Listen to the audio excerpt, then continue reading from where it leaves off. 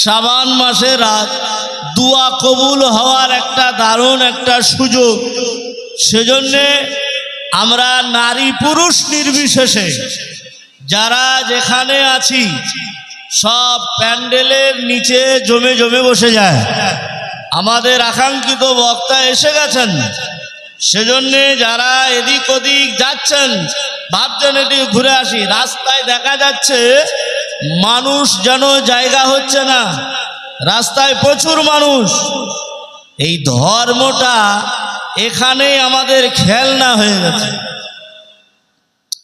ধর্মের ব্যাপারটা এখানেই আমাদের খেলনার মতো, যে আমরা যেখানেই দেখছি ধর্মের অনুষ্ঠান, সেই অনুষ্ঠানে রাস্তাঘাটে মানুষ পাগলের মতো ঘোরাফেরা করছে, অথচ আসল জায়গায় মানুষ নেই।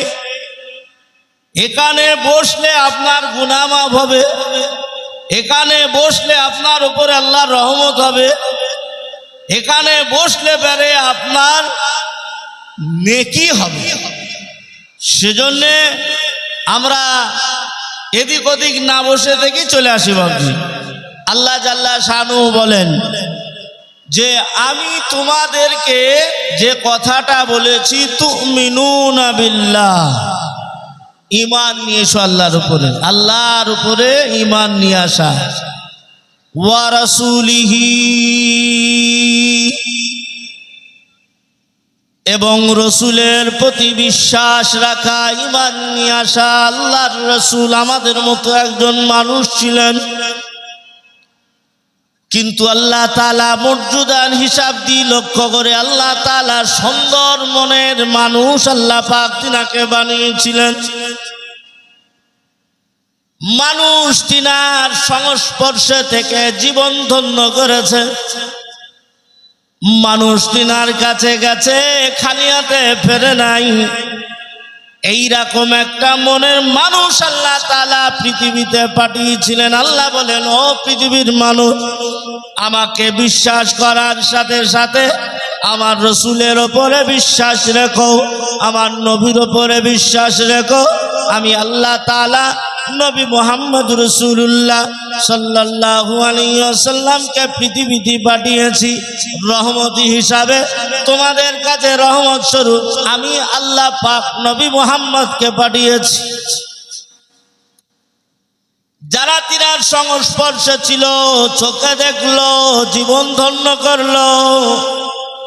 ওগো উম্মতি মুহাম্মদী, এতদা চাপড়া এলাকার মানুষ, তুমি না নবী দেখেছ, তুমি না সাহাবী দেখেছ, তুমি তো কিছুই দেখো নাই, কিন্তু তিনাদের কথাগুলো শুনে, তিনাদের কর্ণ কথাগুলো আপনার উলামাদের মুখ থেকে শুনে, হাদিস পড়ে বুঝে, কোরআন পড়ে বুঝে, তার উপরই চলা মানে আল্লাহ রসুল বলেন, ও বিশ্ববাসী শুনে লও, শেষ নবীর উম্মতরা কমপক্ষে 500 বছর আগে জান্নাতে যাবে।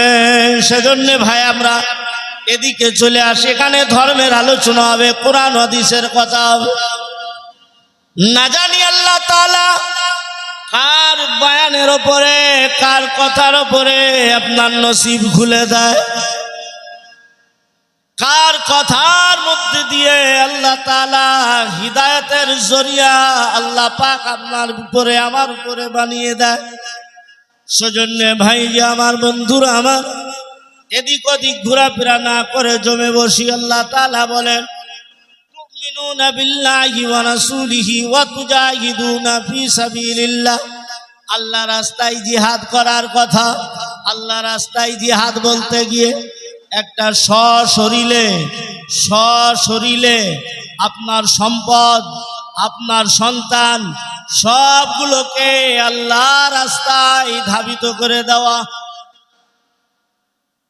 আর একটা বিষয়, সেটা হলো আল্লাহ তাআলা যখন দ্বীনকে রক্ষা করার জন্য তোমাকে ডাক দেবে, যেমন আল্লাহ তাআলা বলেছিলেন রাসূলুল্লাহ সাল্লাল্লাহু আলাইহি ওয়াসাল্লামকে, হে নবী মুহাম্মদুর রাসূলুল্লাহ সাল্লাল্লাহু আলাইহি ওয়াসাল্লাম, আপনার কাছে সাহাবারা বসে থাকে, সাহাবারা সংস্পর্শে আপনার সংস্পর্শে থাকে।